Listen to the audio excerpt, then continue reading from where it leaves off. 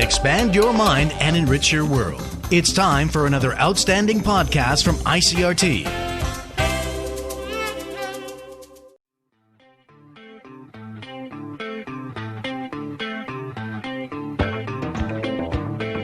Taichung-based art magazine White Fungus has been busy since it scored an international distribution deal a little more than a year ago. The New Zealand brothers who started it up have been promoting the magazine and Taiwan's art scene by bringing Taiwanese artists to events abroad and bringing foreign artists to local events over here. Another big change has been the introduction of the Subconscious Restaurant, a new publication focusing specifically on the art scene here in Taiwan, published in both Chinese and English. I spoke with the magazine's editor, Ron Hansen, recently by phone to learn what was behind their decision to expand their coverage of Taiwan's art scene. Ron Hansen, thanks so much for joining us today. Thank you. Good to be here. So we actually had a chance to talk with you about a year and a half ago, but as I mentioned in the introduction, a lot has changed in that time, namely the introduction of your new publication, The Subconscious Restaurant. And I wanted to ask you, so when I talk to you, I really get the sense that you have a desire to connect Taiwan's art scene to the rest of the world and connect, let Taiwan know as well what's going on in the art world elsewhere. So was that kind of the motivation behind this new publication? Is it a continuation of your desire to make that connection? That's right. I mean, we wanted to do something that's really going to tap directly into Taiwan and really stimulate our immediate environment. I mean, the reality is White Fungus is a global magazine, and we need to bring in a lot of different stuff, and we've got a lot of different factors to consider when we make that. We wanted to do a publication that's going to be really aimed at stimulating our immediate environment, which is Taiwan, and just making this as, an increasingly dynamic place to live. And, White Fungus has been released all over the world, and you've also been able to bring Taiwanese artists to many cities all over the world and bring some of these profiles of artists, interviews with artists into your magazines that, again, are being stocked in shelves all over the world. What are some of this stuff? Can you give us some examples of some of the stuff and some of the artists that you've been really happy to be able to capture in your magazine and bring elsewhere? Well, I think, there's two different things. There's one, the magazine and the live performances, but, it's been a real pleasure to show the work of Yao Rui Zhong and Chen Jie-ren, really gritty stuff that is just deeply immersed in Taiwan's history and the sort of the challenges it has faced and continues to face.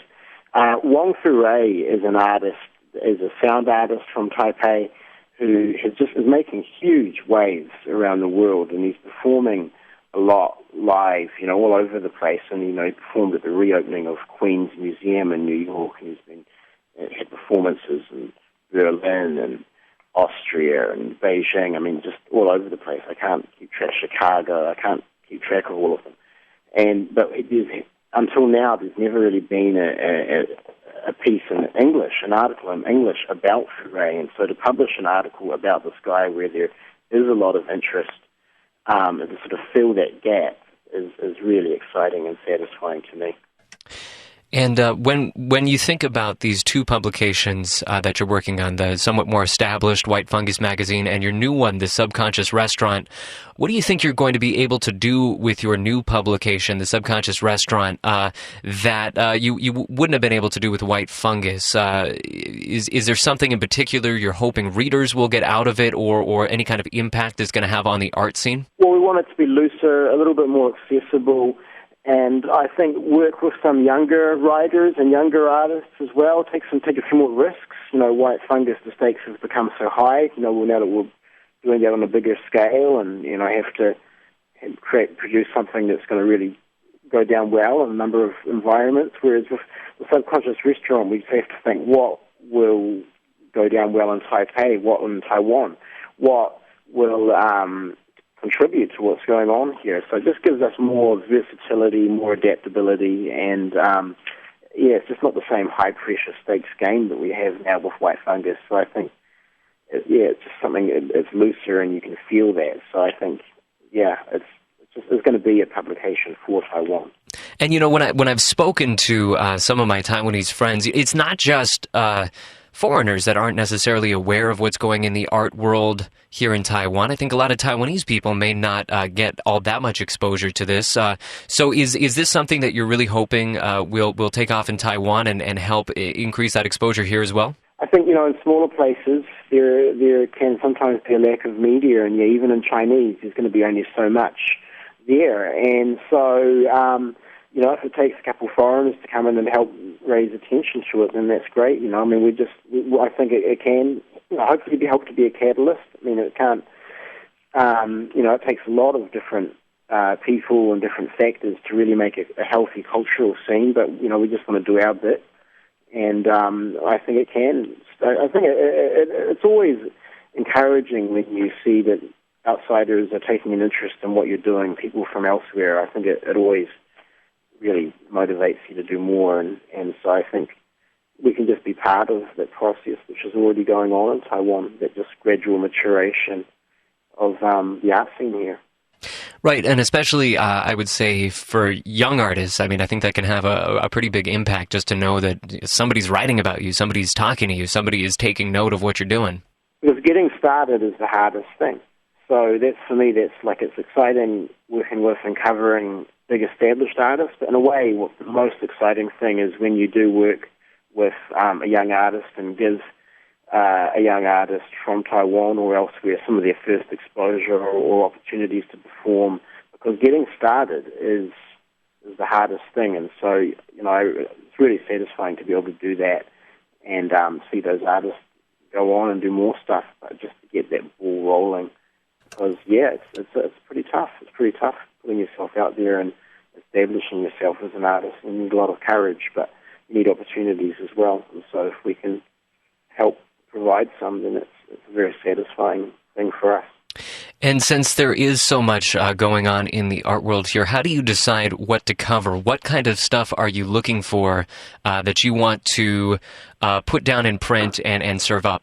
Well, it's always difficult. There's always a quality in work which is almost, that you respond to that's not always easy to put into words. But in terms of the visual art, we tend to like art that is really engaged with a local situation, with the social historical side of things here, and we've got a strong interest in sound, so we tend to go for those two things. But generally, it's just certain artists have developed a strong voice, whatever medium they're working in, where they can really articulate where they're coming from, and it just translates, beyond. There's certain work will connect with people out with none of that sort of intermediary social, those usual social connections, and you can just feel it.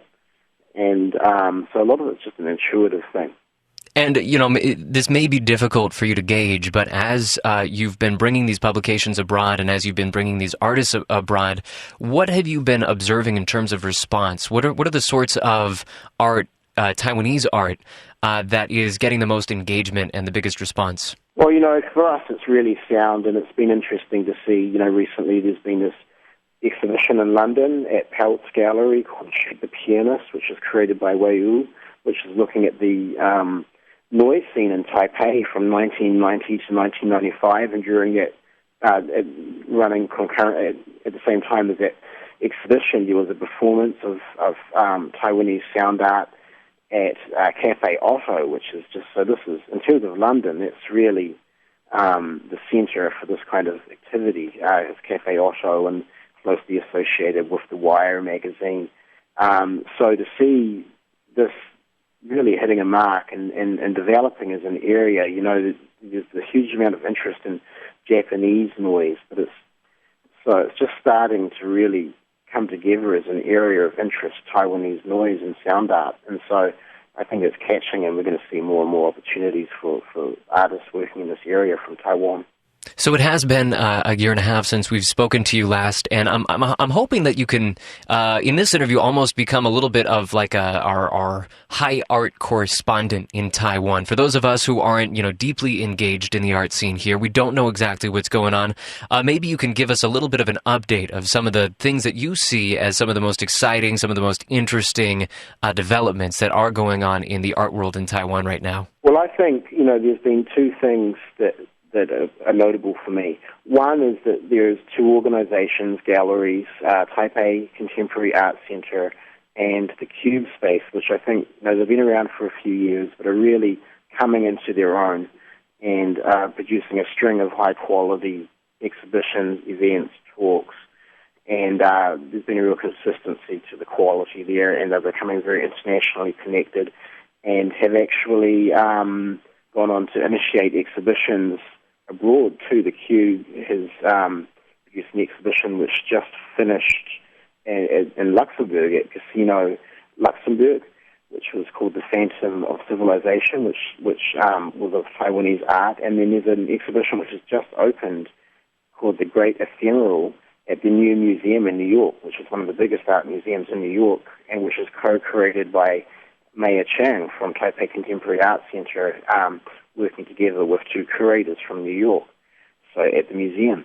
So that's quite significant, and we've seen them put on a lot of good shows and bring some important people to Taipei, including Stephen O'Malley and David Toop, really in particular, comes to mind. So I think that and then seeing Taiwan's noise and sound culture is starting to be recognized abroad and reaching a point where there's quite well known in Taiwan as well, and consistently getting big crowds, and just seeing that continue to develop.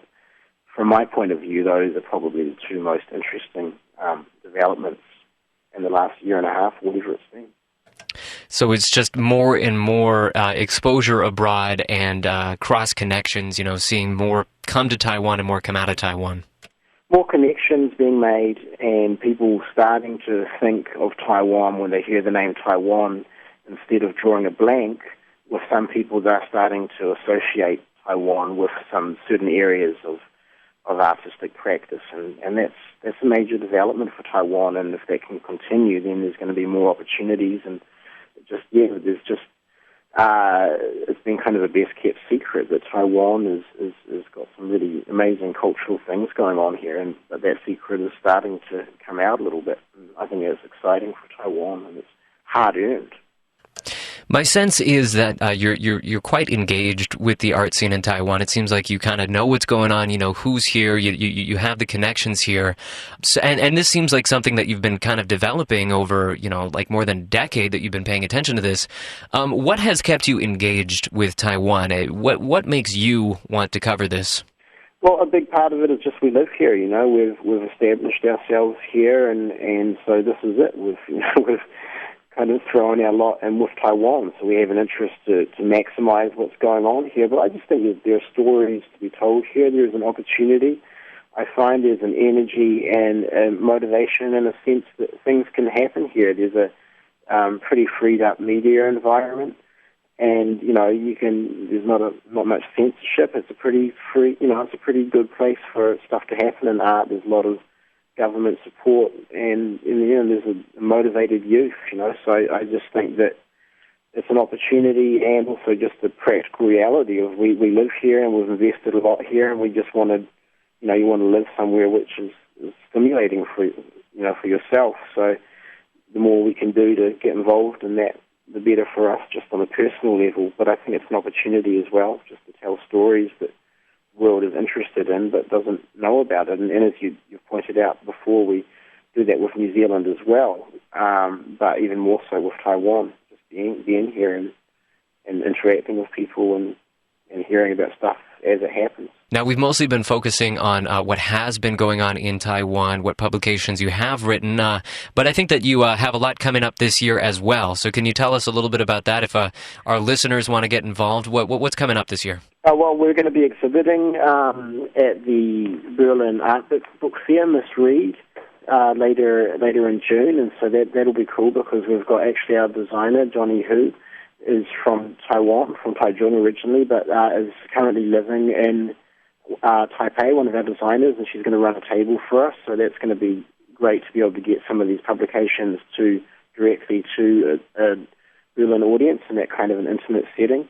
We've got a whole lot of projects that are sort of haven't quite sort of ready to announce yet, but there's going to be more publications, there's going to be more events, and it's just going to be we're just going to keep building on this and try and establish this thing and see where we can take it to. All right, well, it's time to wrap things up, but as we go, we've been talking this whole time about sound art in Taiwan, and this is something that, I'm not really all that familiar with. Sure, it's somewhat new to some of our listeners as well. So just to give everybody a sense of what we're talking about here, we're going to go out on one of the sound artists that you know. This is Da Wang with 醉生梦死, or Drunk Live Dream Death. We'll be listening to it as we wrap things up here. Ron Hansen, thanks so much for being with us today. Thank you.